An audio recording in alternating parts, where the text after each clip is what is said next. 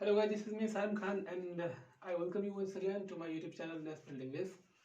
और आज के इस वीडियो में हम सीखेंगे ऑब्जेक्ट और कंप्लीमेंट के बीच में जो बारीक फर्क है ना उसको। जैसे कि मैंने पिछली वीडियो में आपको बताया था कि ऑब्जेक्ट और कंप्लीमेंट को पहचानने में या इनके बीच का जो फर्क जानने में बहुत ज़्यादा लोग या कहीं 80% स्टूडेंट्स जो है ना, अरे स्टूडेंट्स क्या टीचर लोग भी कंफ्यूज रहते हैं और समझ नहीं पाते, कंप्लीमेंट को कभी ऑब्जेक्ट और ऑब्जेक्ट को कंप्लीमेंट कर देते हैं।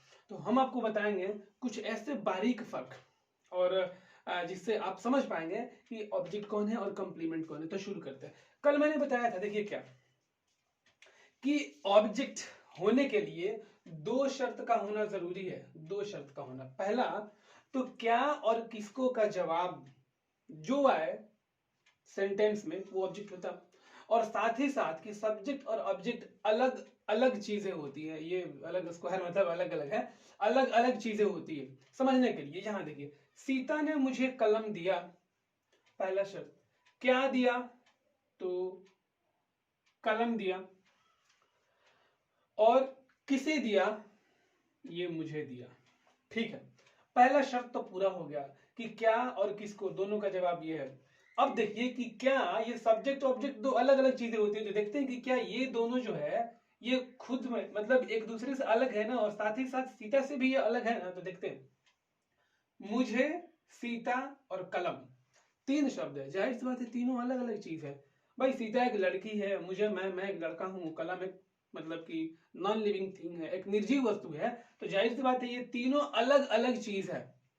अब जाके ये दोनों शर्त पूरा हुआ तो ये दोनों ऑब्जेक्ट है, यानी मुझे भी ऑब्जेक्ट है और कलम भी ऑब्जेक्ट है। दूसरे सेंटेंस पर आते हैं। सीता सीता मोटी है, सीता मोटी, सॉरी, सीता मोटी है। अब देखते हैं क्या का जवाब ले आते हैं। क्या है? सीता क्या है? तो मोटी है। ठीक है, मोटी है। पहला सब तो पूरा हो गया। अब देखते हैं कि क्या ये सब्जेक्ट ऑब्जेक्ट यहाँ पे ये और ये क्या दोनों अलग अलग चीजें हैं। तो यहाँ सीता और मोटी दोनों एक ही वस्तु, यानी दोनों एक ही चीज हो जा रहे हैं। सॉरी, वस्तु नहीं, ये सीता इंसान है, यानी दोनों एक ही चीज हो जा रहे हैं। मोटी कहा गया सीता ही को, यानी सीता का इस्तेमाल मोटी के लिए और मोटी का इस्तेमाल सीता के लिए हो रहा है। इसलिए मोटी यहाँ पे ऑब्जेक्ट नहीं है। नहीं है तो क्या है? कंप्लीमेंट है। यहाँ आते, राम ने मुझे अमीर बनाया। अब यहाँ पे देखते हैं क्या बनाया? अमीर बनाया। किसे बनाया? मुझे बनाया। दो जवाब तो है। देखते हैं क्या तीनों अलग अलग चीज है। तो राम और मुझे ये दोनों अलग अलग चीज हो गया। तो जब ये अलग अलग चीज हो गया तो ये जो मुझे है ना ये ऑब्जेक्ट हो गया, यानी ये जो मुझे है, यानी जो मुझे हो गया ये ऑब्जेक्ट है। लेकिन अगर सेंटेंस देखा जाए तो राम ने मुझे अमीर बनाया, ये अमीर और मुझे दो अलग अलग चीज नहीं है। यहाँ पे अमीर ये मुझे के लिए यूज किया गया है, यानी मैं ही तो बन गया हूं अमीर। यानी अमीर और ये मुझे दोनों एक ही चीज है, इसलिए जो अमीर है ना ये ऑब्जेक्ट नहीं है, ये है कंप्लीमेंट। ये है कंप्लीमेंट, कंप्लीमेंट है ये। फिर यहां आते, कोर्ट ने उसे बेगुनाह पाया। क्या पाया? बेगुनाह पाया। किसे पाया? उसे पाया। जवाब तो है। फिर यहां देखते हैं, कोर्ट और उसे ये दोनों अलग अलग चीजें हो गई। तो अलग अलग चीजें हो गई तो ये ऑब्जेक्ट तो हो गया, ये ऑब्जेक्ट तो हो गया। लेकिन ये जो सेंटेंस है, बेगुनाह पाया, किसे पाया? उसे ही ना पाया। तो ये बेगुनाह और उसे दो अलग अलग शब्द नहीं है, बेगुनाह का इस्तेमाल उसे के लिए ही हुआ है। इसलिए जो बेगुनाह हो गया ये यहां पे हो गया कंप्लीमेंट, कंप्लीमेंट हो गया।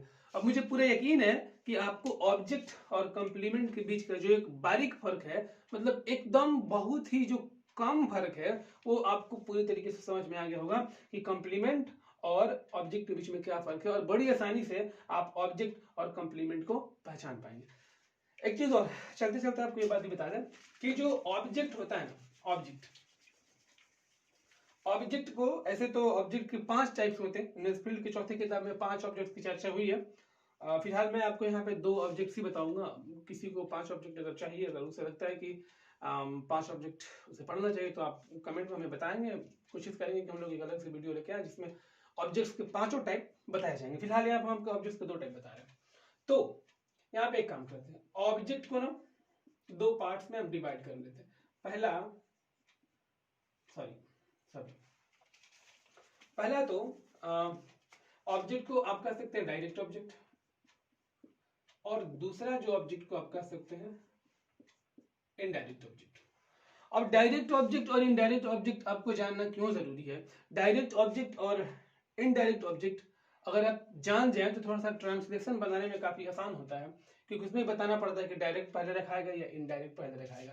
तो एक चीज देखते हैं, इसमें कई तरीके बताए जाते हैं, जैसे सजीव को ये मान लो, निर्जीव को ये मान लो, सजीव को डायरेक्ट मान लो या निर्जीव को इनडायरेक्ट मान लो। मतलब ये जो चीजें होती है ना, ये हमेशा सही नहीं होती।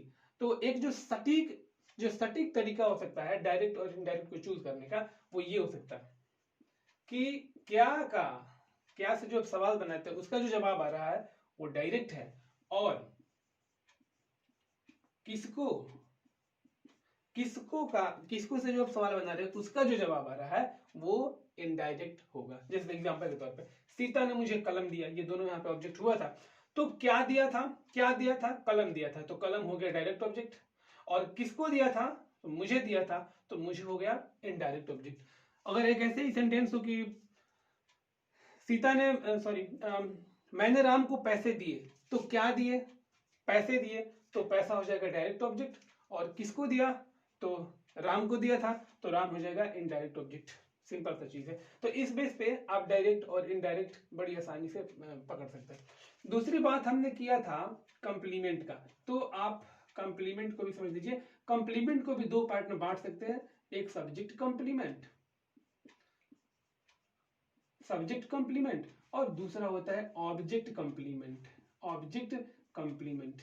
इसको सब्जेक्ट कंप्लीमेंट या कभी कभी सब्जेक्टिव कंप्लीमेंट भी कहा जाता है, या ऑब्जेक्ट कंप्लीमेंट के साथ साथ कभी कभी इसे ऑब्जेक्टिव कंप्लीमेंट भी कहा जाता है। तो अब इसे कैसे पकड़ेंगे? तो यहाँ पे देखिए इतने सारे मैंने कंप्लीमेंट बताए थे, ये कंप्लीमेंट है। देख लेंगे इस कंप्लीमेंट का यूज है ना वो किसके लिए हुआ है। अब देखिए इस मोटी का इस्तेमाल हुआ है सीता के लिए, तो ये ऑब्जेक्ट, ये जो कंप्लीमेंट है इसका संबंध सीता से यानी सब्जेक्ट से, तो ये सब्जेक्टिव कंप्लीमेंट हो गया। यहाँ देखिए राम ने मुझे अमीर बनाया, अमीर यहाँ पे कंप्लीमेंट हुआ था ना। अब ये अमीर कौन बन गया था? मुझे, और मुझे तो था ऑब्जेक्ट, यानी इस कंप्लीमेंट का संबंध मुझे से है, राम से नहीं है। तो ये हो जाएगा ऑब्जेक्टिव कंप्लीमेंट, यानी यहाँ पे जो अमीर है वो हो जाएगा ऑब्जेक्टिव कंप्लीमेंट। यहाँ देखिए बेगुनाह मैंने बताया था कंप्लीमेंट है, और बेगुनाह का संबंध ऑब्जेक्ट से है, तो ये हो जाएगा ऑब्जेक्टिव कंप्लीमेंट।